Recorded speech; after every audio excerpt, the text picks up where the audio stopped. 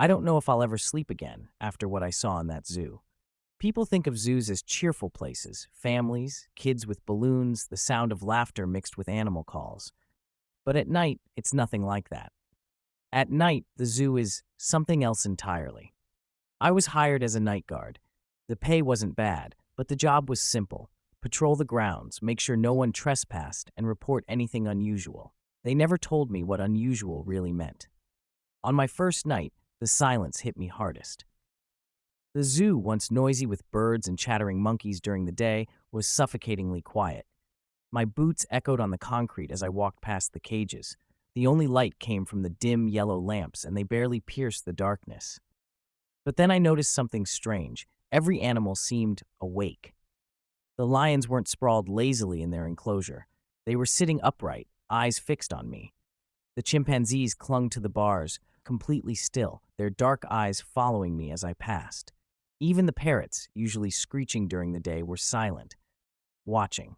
I told myself it was just nerves. First night jitters, but then I reached the wolf enclosure. At first glance, the wolf looked normal: gray fur, sharp eyes, but the longer I stared, the more wrong it seemed. Its body trembled slightly, like it was fighting something inside. Its eyes glowed faintly, not from the light, but from within. Suddenly, the wolf growled, low and guttural, but its jaw didn't move. The sound vibrated in my chest, like it wasn't just coming from the animal, but from the air around it. I backed away, trying to steady my breathing. That's when I heard footsteps. Not mine. I spun around. Nothing, just the empty pathway stretching into the dark. But I swear, I could feel something pacing me in the shadows.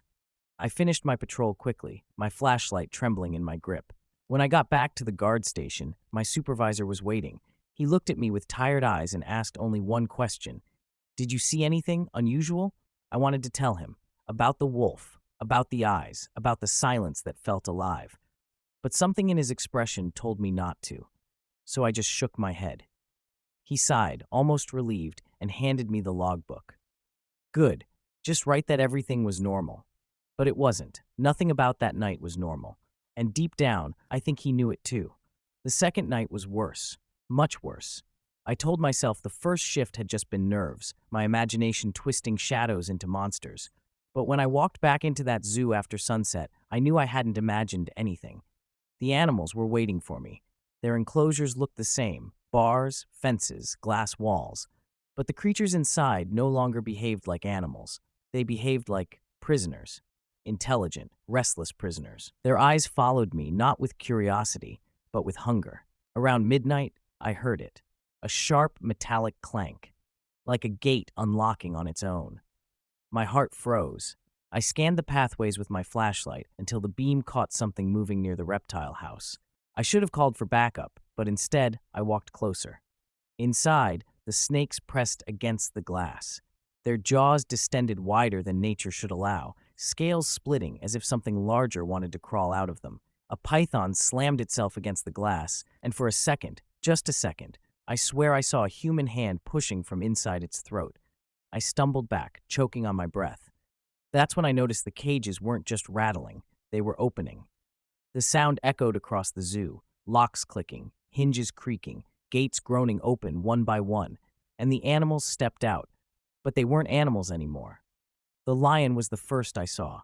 Its mane writhed like black smoke, and its teeth had grown into long, needle-like fangs. When it roared, the sound wasn't a roar. It was a scream, a horrible human scream that carried across the grounds. The chimpanzees followed, their limbs stretched unnaturally, bones cracking, eyes glowing yellow. They laughed, a deep, guttural laugh that didn't belong to anything living. I ran. God help me, I ran. But the zoo seemed endless, like the paths twisted back on themselves. I'd turn a corner, and the same crooked sign for the aviary would appear again. Except the birds weren't in cages anymore. They swarmed above me, wings twisted, beaks jagged, feathers falling like ash. That's when I saw the wolf again. It stood in the center of the path, blocking my way. Its body hunched, its muscles tearing, fur falling off in clumps. And from inside, something else pushed through. Its jaw stretched open wider and wider until it split, and a second face began to emerge from beneath the skin. It was smiling. I stumbled backward, nearly dropping my flashlight, when a voice hissed behind me. "You weren't supposed to see this." I turned, but no one was there. Only cages opening, shadows moving, the sound of claws scraping concrete. I don't remember how I made it back to the guard station. My hands shook as I slammed the door shut. For hours, I sat there, hearing things crawl and scrape outside, the sound of heavy breathing circling the walls. When dawn finally came, silence fell. Just like that. I stepped outside, terrified of what I'd see. But the animals were back in their cages, perfectly still, perfectly normal, almost like nothing had happened. Almost. I didn't quit after that second night. I should have, but I didn't. Something about the way the animals looked at me in daylight, calm, docile, ordinary, made me doubt myself. Maybe it really was exhaustion. Maybe the night had tricked me. That's what I told myself anyway. But deep down, I knew the truth. The zoo changed after dark. On my third night, the air was different the moment I stepped through the gates. Heavy, charged, like the whole place was holding its breath. I tried to stick to my rounds, flashlight tight in my grip, radio clutched in the other, but every step felt like walking deeper into a trap. The cages began to stir earlier this time. By 11, I could already hear the groans of twisting metal, the wet cracks of bones reshaping. Shadows grew taller, stretched against the fences. The laughter of the chimps echoed first, but this time it wasn't alone. Other voices joined in, whispering. Not human, not animal, something in between. When the first gate clanged open, I didn't run. I don't know why. Maybe part of me wanted answers. Maybe part of me knew there was no running left. The wolf came first. Its eyes glowed like lanterns in the dark. But it wasn't alone. Behind it, every cage, every pen, every enclosure had opened. The entire zoo walked free, and they were all looking at me. I tried to back away, but something stopped me. A figure stepped out from the shadows near the big cat enclosure. It wasn't an animal. It wasn't a zookeeper either. It looked human at first, until it smiled. Its teeth were too many, too sharp. Its skin rippled, shifting like it didn't belong to one body. And its eyes, God, its eyes were the same burning yellow I'd seen in every creature. You stayed, it said. Its voice was smooth, almost kind. That means you're ready. I shook my head. I wanted to scream, to run, to do anything, but I couldn't move. The figure pointed at me. You don't understand, do you? This isn't a zoo, it's a door. Behind it, the animals circled, their shapes twisting, merging into forms I can't even describe. Fur became scale, claws became hands, faces split and reformed, and every one of them was staring at me.